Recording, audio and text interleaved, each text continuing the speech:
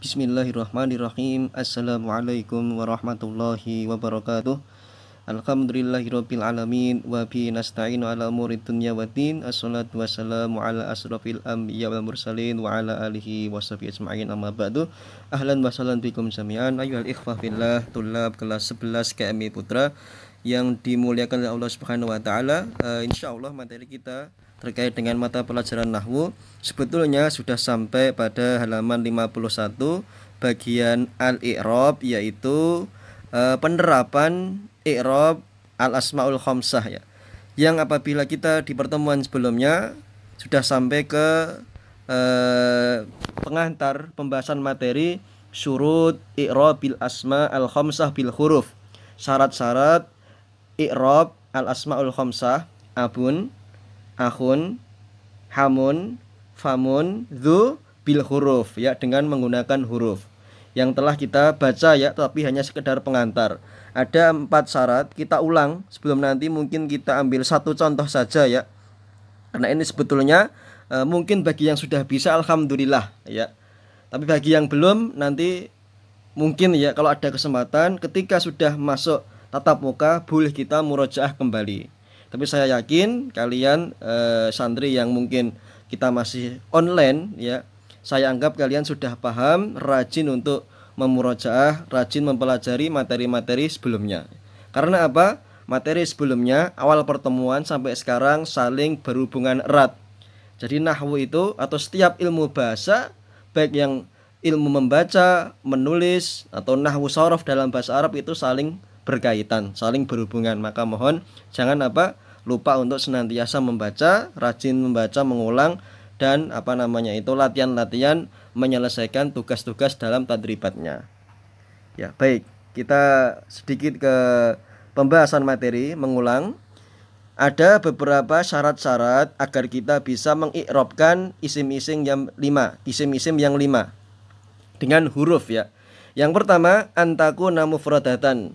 Isim-isim yang 5 itu berposisi sebagai mufradah ya, mufrad, bukan musanna. Yang musanna contohnya di sini itu ya. Berarti di kitab ini kalian dianggap oleh si penulis paham ya. Jadi contohnya bukan contoh yang mufrad, tapi contoh yang sebaliknya. Kalau contoh yang musanna, maka i'rabnya i'rab musanna. Sebagaimana di kitab Ja'al akhawan wa ra'aitul akhawaini sallamtu ala al akhawaini. Tapi yang mufrad maka menjadi ja'a akhun atau ja'a akhuka, ra'aitu akhaka, salamtu ala akhika. Seperti itu ya. Dia mufrad, bukan musanna.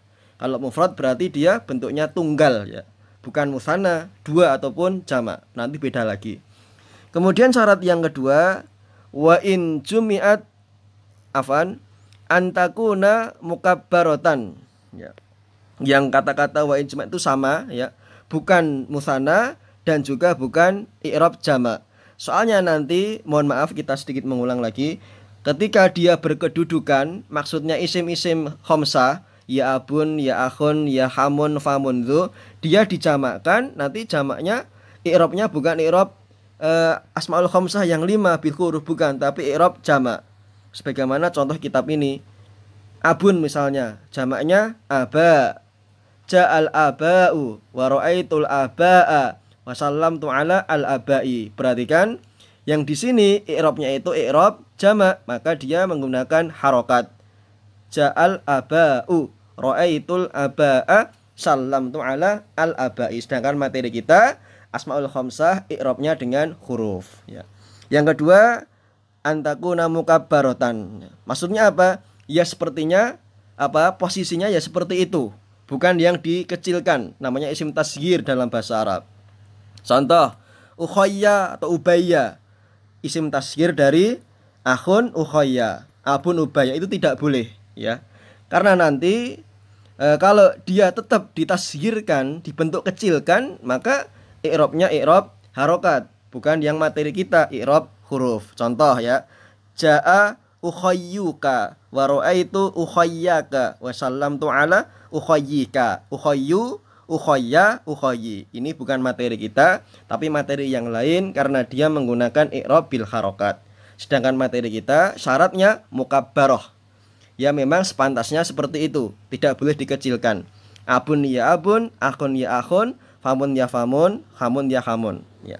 Kemudian syarat yang ketiga, antakuna mudhofah. Dia harus bentuknya idhofah. Mudhof ilaih, dinisbatkan atau disandarkan dengan isim yang lain. Kalau dia tidak mudhofah, seperti di contoh ini, ja'a abun, ra'aitu aban, salam tu ala abin. Perhatikan yang an innya ini, berarti menunjukkan dia i'rab dengan harokat, dengan syakal. Bukan materi kita yang seharusnya i'rab asmaul khamsah dengan menggunakan huruf. Maka contohnya ini yang di kitab tidak ada. Ja'a abuka, ra'aitu abaka, salam tu ala abika. Seharusnya seperti itu. Tapi seperti yang saya bilang, di kitab ini kalian dianggap paham, sehingga di kitab dikemas dalam mafhum mukhalafah, ya.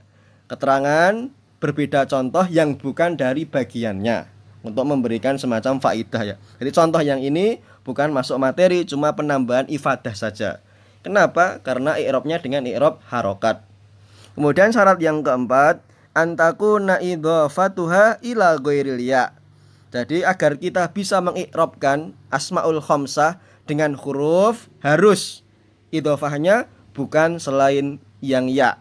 Kenapa? Fa in udzifat ilal ya u'ribat bil harakatil muqaddarah. Soalnya kalau diidhofahkan dengan ya, di sini ya mutakallim, ya kepemilikanku misalnya atau saya, maka dia tetap i'rabnya i'rab harokat muqaddarah. Bukan yang materi kita seharusnya i'rabnya i'rab bil huruf. Contoh, ja'a akhi, dia idhofahnya dengan ya. Wa ra'aitu akhi, idhofahnya dengan ya. Wa sallamtu ala akhi, semuanya terlihat dengan ya. Tapi materi kita bukan ini. Karena syaratnya apa? Syaratnya idhofah tetapi bukan selain yang ya. Misal apa? Idhofah kepada nya, abuhu, abuha, abuhuma, abuhum, abuhuna boleh. Abuka, abuki, abukuma, abukum, abukuna boleh. Ya, abuna juga boleh. Tetapi kalau abi ataupun idhofah akhi dengan ya tidak boleh. Jadi sebelum kita bisa mengi'rabkan i'rab asmaul khamsah dengan huruf, harus terpenuhi 4 syarat ini, ya. Saya ulang, mufradah, bentuknya mufrad, bukan musanna, bukan jamak, mukabbarah, bukan tasghir, antakuna mudhofah, bentuknya mudhof ilaih yang disandarkan, dan yang keempat, idhofahnya harus selain kepada yang ya. Nanti bisa dipelajari kembali macam-macam domir, munfasil terutama atau muttasil, ya. Selain yang ya, berarti yang ghaib sama yang mukhatab, ya. Berarti yang abuhu, abuha, abuhuma, abuhum, abuhunna, atau abuka, abukuma, abukum, abuki, abukuma, abukunna, sama abuna, itu baru boleh. Kenapa? Syaratnya idhofah selain kepada yang ya. Setelah bisa kalian pahami, ya, mungkin maaf Ustaz terlalu cepat-cepat, ya. Nanti boleh kalian ulang lagi, dipahami. Kemudian nanti baru kita bisa menerapkan di dalam halaman 51 yang sebetulnya materi kita al-i'rab. Ya, kita ambil satu contoh sebelum kita tutup. Qala abuhum, maknanya telah berkata ayah mereka.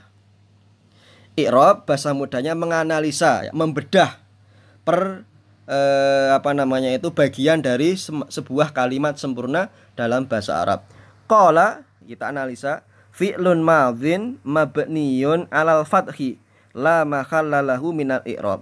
Mungkin kalau kalian belum bisa, cukup boleh bilang fi'lun madhin, atau masih ada kesanggupan, boleh lagi dilanjutkan fi'lun madhin mabniyun alal fathi. Ya, jadi Ustaz tidak memaksa harus seperti di kitab, harus paham semuanya, tidak.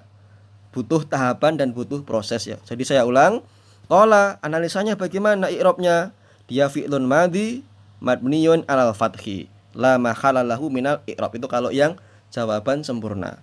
Tapi kalau yang pertengahan boleh fi'lun madhin tok boleh, atau fi'lun madhin mabniyun alal fathi juga boleh, lebih baik. Kemudian yang materi kita abuhum. Nah, kita analisa dari abuhum dulu. Abu di sini fa'il.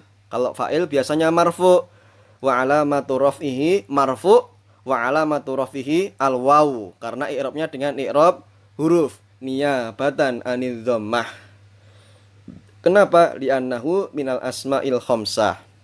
Kemudian hum di sini dipecah, wal ha dhamirun muttasilun mabniyun ala dhammi fi mahalli jarin mudhaf ilaih, wal mim alamatul jam'i atau alamatul jam'i.